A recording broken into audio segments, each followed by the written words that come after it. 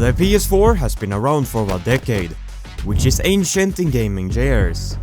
Over those years, it's been an incredible system for both gaming and entertainment. But does that mean it's still a worthy pickup, or is it finally ready for retirement? And with the PS5 now flexing its muscles at a more affordable price, as well as all the ways you can enjoy gaming in today's modern world, is there still a reason to pick up a PS4, or even a console in general? Now, I've been swooping noobs on PC since several years back, but I was sort of getting tired of sitting at the desk and playing competitive all of the time. I was seeking something more laid back.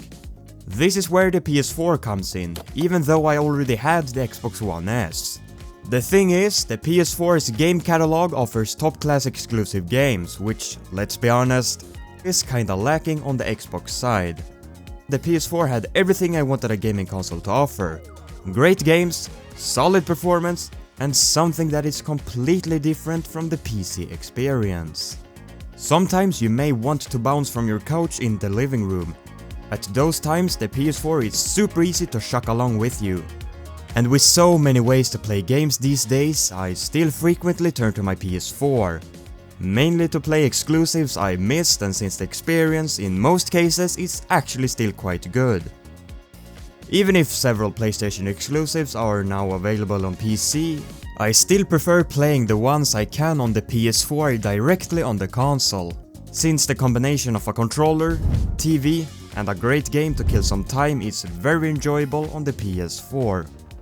And this console is suitable for different budgets, since there are 3 different models: the OG, the Slim, and the Pro. I've used all of them and currently own the Slim, as it is a good middle ground between performance and reliability.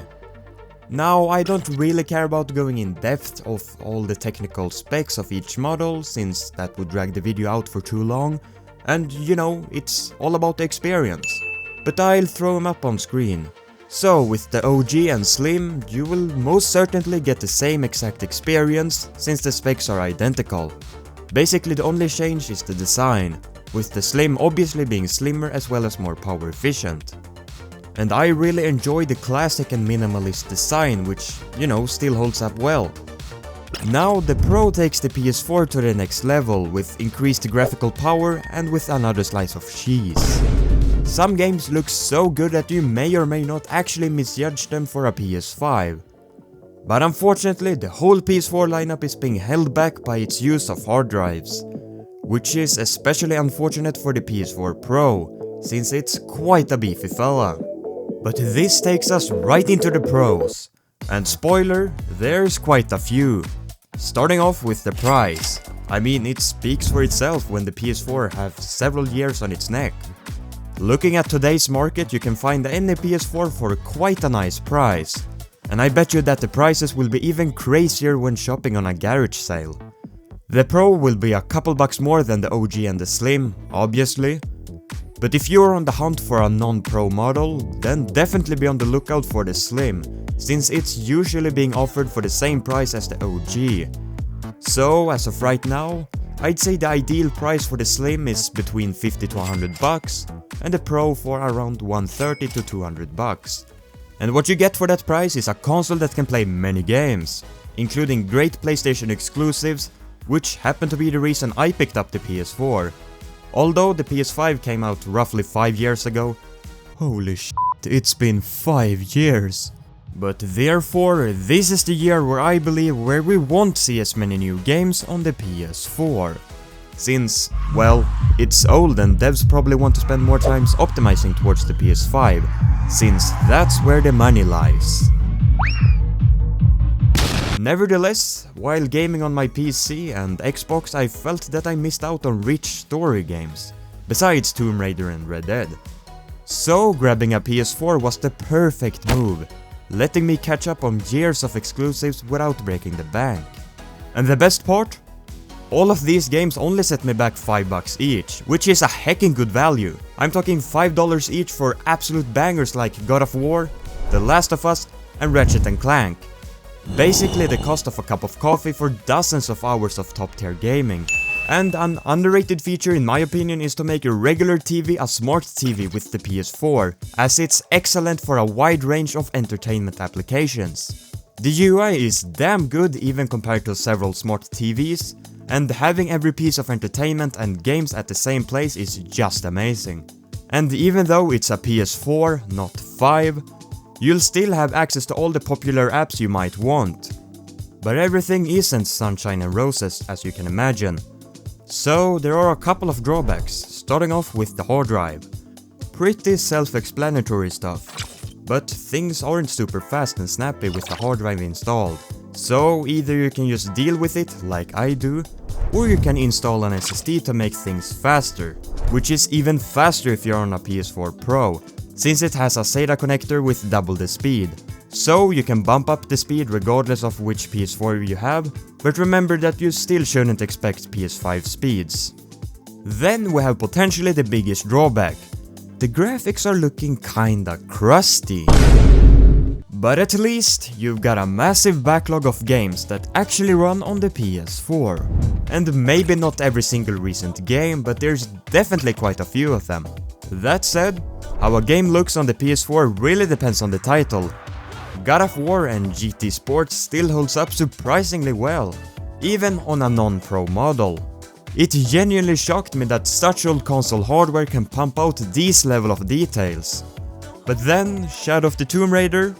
Yeah, maybe not as impressive. Plus, let's be real, your wallet will thank you.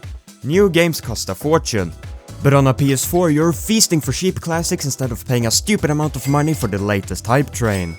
And sure, you might miss out on some next-gen eye candy or whatever, but hey, good gameplay doesn't always have to equal 4K and ray tracing to be fun. Alrighty, but what does the jet engine sound like? This machine can get pretty loud, so let's put in a dB meter so we can see it for ourselves.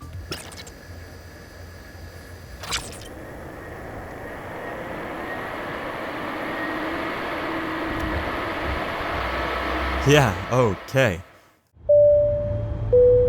The fact that the PS4 can go full jet engine mode And still keep chugging along might just be my favorite feature. Not gonna lie.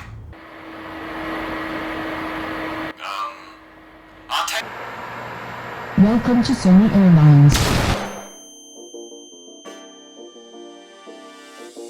So with everything I've mentioned, who is this console for?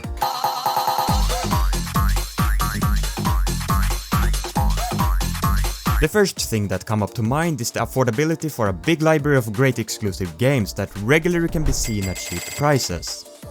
While it isn't the best choice if you're seeking competitive gameplay or the latest games, it basically does everything else just fine, which is just amazing for such an old console.